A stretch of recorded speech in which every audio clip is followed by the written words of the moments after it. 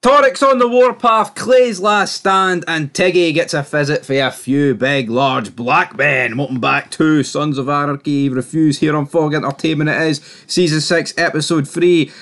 Poenitentia, which means the ability to lose something close to you in Latin or something. Kurt Sutter always loved firing episode titles like that at us, but we're here, and I think this is where things begin to pick up this season. I think it was a slow enough start, but we are kicking off big time, because Lee Torik, he wakes up, he's got the prostitute from Diosa next to him, he peeks through the blinds, he sees he sees Patterson. I tell you what, no wonder. See, if I peeked through the blinds and saw Patterson, I'd be stuttering. I'd be pulling my gun out. I'd lock the door. I'd be fearing for my life. He shot the wrong. I was going to say he shot the wrong woman. Is Patterson a woman? Can we confirm it? We can't, but we can confirm that the woman for Diosa is dead because I guess Torik, he panicked here and he finished the job, didn't he? What was he supposed to do though? I'm going to help you. Don't worry. Don't panic. See, once he shot her, he has to kill her. Well, I mean, I say if he's a normal person, he doesn't, but I mean, this is some mad bastard here. He's too busy taking down the sons. Imagine him having to go through a court case and all this. Oh, you shot this woman and all this stuff. You were sleeping with a prostitute. Imagine all that shit, all that hassle. He's trying to take down the Sons of Anarchy and he's having to go to court and discuss why he was sleeping with some whore and, shooting her with a gun. Ain't got time for that. Ain't nobody got time for that. But what we do have time for is Lee Torik teaming up with I can't pronounce that word. What's the word? Attorney Patterson? District Attorney Patterson? District Attorney Patterson. There we go. But they're teaming up. And I'm not going to hide away from it. I never really rated Patterson, but she's here. And you have a gun? I'm assuming you have one. But then we see Bobby. He's riding off into the sunset with a job. I mean, it's literally the job squad. We've got Hopper. We have got Quinn. And who do they meet up with this episode? We have got West. We've got Montez. What do you make of these four? Turning nomad. Definitely not joining Sam Crow. Turning nomad. Is this the worst faction we've ever seen? Is this the worst club we've ever seen at this point? I know it's only 5 members, but it's not great. Who would Bobby pick here? As the nomads even have presidents? Yeah, Quinn used to be the nomad president. Who's his VP? I don't know. Does Bobby expect to be the prez here? Well, I mean, if you look on paper, you're looking at a former prez and Bobby. And 3 other guys. Bobby was a prez? No. Quinn? Former prez, Quinn and Bobby. I know, but being the president of the Nomads, it's like, He's still a president. You killed my president. You can't walk away from this. Oh, that's true, I guess. But no one killed him, though. He's still alive to this day, but Bobby, he's running out of felt tip because, he can't keep adding members. All he needs 5 brothers that don't have a home anymore. Well, they don't have a home. Bobby basically says here, yeah, it's good being up in Vegas, gambling what you want, getting all the women you want. But here, would you give it all up to come back to a charter that half of us are rats and half of us are dead? Come on back to charming. God damn it. But is it going to go down that way? Who really knows? Meanwhile, Clay, he meets with Jax. Jax walks in. Clay basically admits here that he's not going to rat. He says he's sorry for everything, but Jax just isn't buying it. He's like, I don't give a shit what you do to him. I ain't buying the Lea Culpa, the whole ratting thing here. So he walks up to the glass. It's a 2-way mirror. I like this scene where Jax is in the glass. He can't see Torik, but Torik can see him. And he basically says, I get how personal it is for you. I don't give a shit what you do to him, but you come after my wife, you're going to feel how personal it is for me, and I'll kill you. And Torik's just looking at him. Jack's making threats here. Making threats in a federal building? Not the smartest idea, was it? No, it definitely wasn't the smartest idea, but I thought it was a very good scene. I just can't help but feel sorry for Clay. Yeah, he's sitting here admitting his faults, apologising, saying, don't worry, Jax, I'm not going to job you, I'm going to be loyal.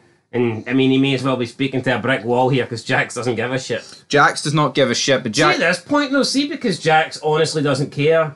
Gemma's too busy sleeping with Nero, she doesn't care. Like, what does Clay have to lose? He's already out. He will probably be known as a traitor anyway. You know what I mean? He's been inked out.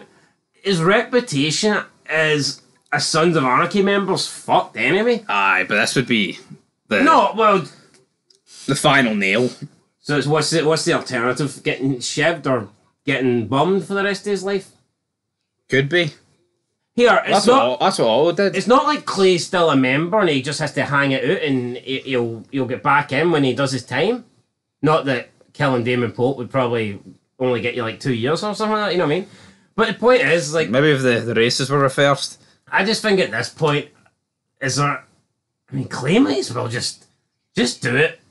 Rat. So would you have preferred it if Clay rat it? I wouldn't have held it against him.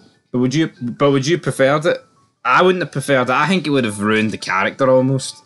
He's a fucking honourable guy. I know all he did was kill his own club members and kill fucking old ladies, but put that to one side. I think he's alright. You're on about Clay. Oh, he's honourable. He wouldn't rat. Well, he's not Ned Stark. See, once you start killing club members and you try and kill Tara, I mean...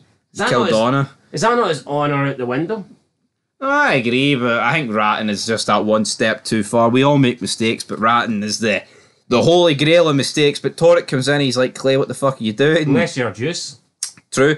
But he basically says to him that you're too smart to go down like this. Your club set you up for murder. Your wife betrayed you. Come on, Clay, I know you want to hurt them. Oh, all the murders that you committed, the one you're going to go down for is the one you didn't do. It's very ironic, isn't it? It is ironic. He's laughing, Torek, but then when he leaves the room, he's fucking fuming. He can't believe it. He wants to shiv Clay himself. He thought he had the jackpot here. He thought he had the winning hand. Yeah, no, that's exactly what he wanted to do. So next stop for Torek will be the Bizlats, but the club are discussing what to do. Rightfully, Sam Crow are a bit worried here that the Bizlats are going to crumble. No wonder. Well, they're a bit part crew. Before we talk about the Bizlats, you brought up Clay. Ratton would have had him go down in your estimation. Did Otto go down in your estimation when he ratted? I didn't view Otto as high as Clay. But I think... I'm not saying Clay wouldn't have been... Otto up to that point was way more loyal. I'm talking Otto's doing time for the club. Otto's doing all these favours that are getting years and years added on, making sure he'll never see the freedom. Again, I mean, Clay... Yeah, but I think the way the writing went on this show, I don't want to spoil too much, right? But I think... Clay was lining his pockets for day one. This season made you feel sorry for Clay. I think if he rats, you almost lose that element. Nah, I can accept that, actually. He accepts it, but Chibs can't accept that Jackie Boy won't reach out to Bobby. He doesn't want any of Bobby. If he misses us so much, he can get in touch. Bit petty here for Jackie Boy. Jax is just doing his own thing, like. He is doing his own thing, but Lee Torek's doing his own thing. See the way things are going, you can kind of see the divide that Bobby and Jax had, you can kind of see that already being a little bit similar with Jax and Chibs. You can kind of see that Jax is pushing Chibs aside here, like he did Bobby. Yeah. And it doesn't feel, I mean... Can he rob the club on your own, Jackie? Is Chibs going to get replaced next? See if Jax keeps treating his VPs as if they're Diddy men, as if they're prospects, and he doesn't start sharing information with them and confiding in them, then who's he going to be left with? Big Phil? Big Phil, but Lee Torek, though, he's taking matters into his own hand. He grabs a few beers from the fridge. We're like, this looks like too much of a rundown shithole to be his motel room, because it's the Bizlet's house, and he starts pretty much using their mouths as bottle openers. I thought this was a pretty sick scene. It's like those dreams you get where your teeth are getting yanked out. They get like stuck in each other. It's like a nightmare. Yeah, so he's twisting, he's turning, there's cuts, there's blood, there's everything. And then he's like, oh damn, what do you know? Twist off. I like Torek. I think he got shafted with the amount of time he got. Torek's underrated. But he wanted to leave for the Viking show, so I get why they... I think Torek's up there with Potter. I know, I think he is too. But people would kind of put Potter in a way different... I really liked Lee Torek, but I think he would have almost suited a show like Dexter more. I could have seen Dexter going up against Lee Torek, like the psycho fucking cop that's willing to do anything. Do you agree? I can see that, aye. But, here, I think for the short period, it just shows you, man. This guy appeared in, I believe 7 episodes of Sons of Anarchy. There's people in other TV shows that have appeared in like 130 episodes. I know who I fucking prefer. But honestly... That'll be dig at the Walking Dead. No, that is a dig at the Walking... No, look, in 2 scenes back to back, he has like the twist-off line. He has the scene with Clay.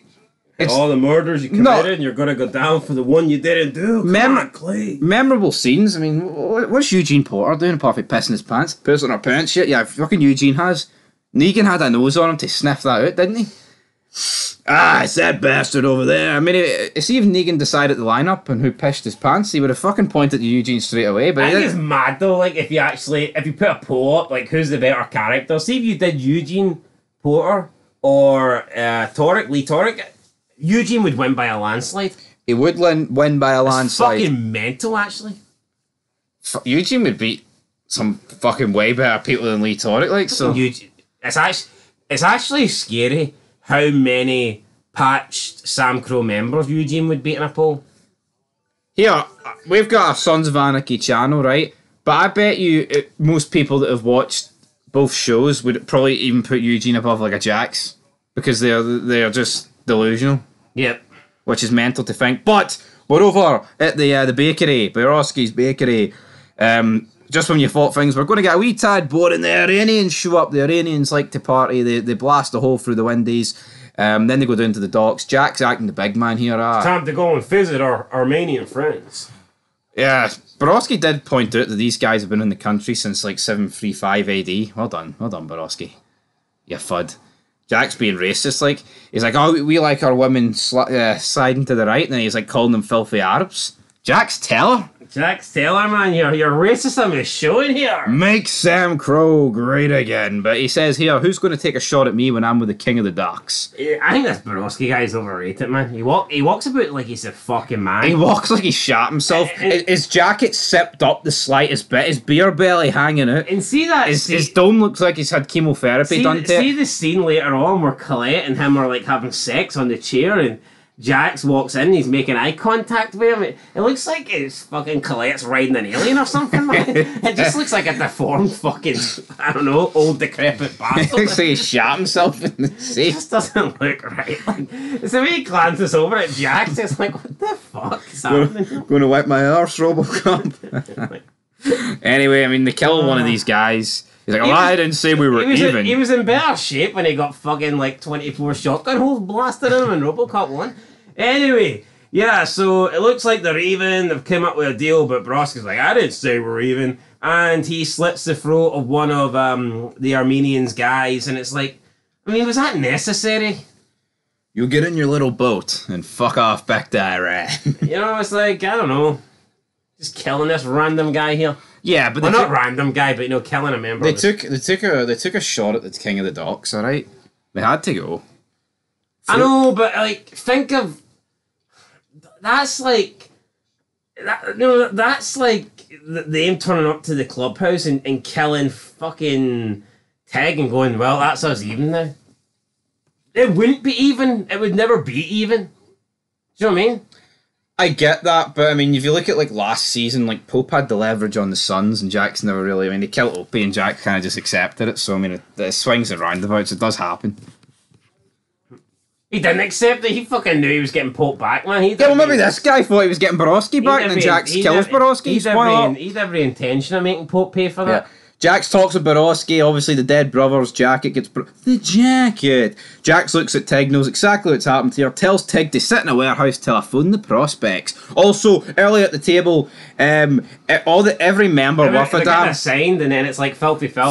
Grab a few prospects, brother, and do this job or mission while the big boys go do the real thing. Phil, go get Jem a shopping list and go and get her groceries for her. Buy a new mixing bowl for yourself. You are now a man of mayhem.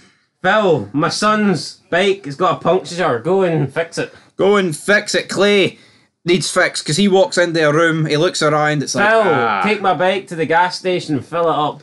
Well, he's going to need to patch Clay up because Clay gets battered here by a bunch of black guys. He walks in, looks like he knows he's done. Here, he puts up a fight, but it's realistic. See, when you see three black guys coming in the corner, you're like, well, what can you do? Yeah. Yo, he gets like a punch, a headbutt in, he gets a big... body elbow in the back, then a punch, but then three men beat him. That's what happens. Not this Marvel shite where somebody can defeat them like 1-on-50. This is the reality. Opie get took out by 4. Clay gets took out, but doesn't quite get killed. But I'm just fucking sick of this gimmick though, where like people beat up like 20 guys at once. It just doesn't happen. Doesn't it not? No. It's unrealistic. Even the best fighter in the world, I think, would struggle to beat up 20 people. The numbers game doesn't lie. Yeah, if you have 20 competent people who are actually going in for like the kill, and rather than like sitting off like shite bags, you're going to get the job done on the one guy who's good. Yeah, he might knock out like 90s, but I'm going to assume that 9/11. I don't know. I think in other shows, if this was other shows, Clay would have probably destroyed all three guys, then like whipped out a cigar and started smoking it in the corner like a king. Aye. But it's realistic that Clay maybe got a few good shots in and then got taken down and. Aye, because it was his last stand. I was going to say like, taken down to Chinatown, but more like Blacktown. it's going to be your choice, old white dude. So what's he going to have to do? Well, looks like he's off to side with White. He comes out, he's like, yeah, I don't like the black guys. Pretty much, he tries to like lean on the Sam Crow legacy. I'm Lenny the Pimp's brother, and the white guy's like, that don't mean shit in here, wow. Yeah, so Clay then teams up with the Aryans, not the Aryans, the Aryans. The Aryans. The Aryans, yeah. Oh, those guys. There's a few Aryans for The Walking Dead in prison, though. Yeah, and then he turns on them and slices the guy's throat. So there you go. I guess they wanted this guy dead, and does this buy Clay a bit more time? Possibly. Kills like the top guy. What repercussions is that going to have for the club?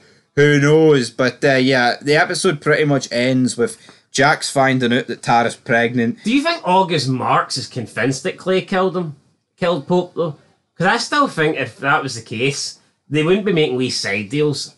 I think August Marks would be making it clear to Black inside, like, I don't give a shit what you could possibly Yeah, do. maybe it just shows that or do you think he's August willing to make a profit over his mentors. That's exactly what it shows. Because that's why when they meet with Jax, he's he like... still wants Tig. Yeah, he still wants Tig, but he's like, yeah, unless you give me a good reason about Clay, he's dead. And then Jax does give him a good reason. The pipeline to the Irish guns, brother. So you think that's the only reason? Yeah, I think so. To make some money, damn it. We've got Lee Torek breaking into Nero's car, planting some evidence. Oh no, what's going to happen to be there? honest, when you think about it, I mean, I guess Pope was the same. He was allowing Tig to stay alive while it was beneficial. Yeah. With the long run being that he would eventually get him. And then the episode ends. Tig's like, finally, Filthy Phil's here. He burrows around. It's a big black guy who's not built like a bag of shite. It's a few big black guys. Tig realises what's going on here, and it fades to black. Will Tig die? Clay's also gets a shiv in his cell. He's done in. He's battered for the day. Feel sorry for Clay here. But as for Tig, do you think he's gone? Could Jax have came back for this? Can he come back from this? Well, I mean, it looks like Tig's been set up to be killed here. There's no other way about it. There is no other way about it. I'm not. Does he deserve to die for killing the Iranian guy? I mean, unless Jax is outside with a silenced pistol and he's planning on coming in and doing another raid here. And, no, he's in the house. He's in the house. He's so in there the you house. go. I guess Jax views that as a betrayal, but I mean, he killed some fucking no-name jobber that was, torturing women. So I mean, I get it. He could have compromised. I mean, he kind of did compromise things. So I guess Jax did kind of warn him from now on. You do what I say. And on this occasion, Tig didn't do it. But you'd think that Jax would at least have it out with him before deciding, right, he's got to go. I agree, but then it opens him up, I guess, at the same time. But I'm going to give this episode an 8. I think this season's getting better. I just like the Torek and Clay scenes. I think the Clay prison arc's actually underrated. For me, the Clay prison arc's way better than season 5. Yeah. I think season 5 was good in parts. It was just sad. I think it was sad, though, seeing Clay sitting at the bottom of the table beside Filthy Phil, constantly slouched over. No press Not patch. as much room with you here, am I right? The oxygen tank on him, it just didn't look right, did it? It didn't look right, but... Surrounded by fucking Leg the Peg and all these guys. Greg the Peg. Who cares? Leg the Peg. Leg your ass on out here. It's an 8 for me. I'll give an 8 as well. Good episode. Good episode. Best Great episode of the season. Oh yeah. Till next time. Peace.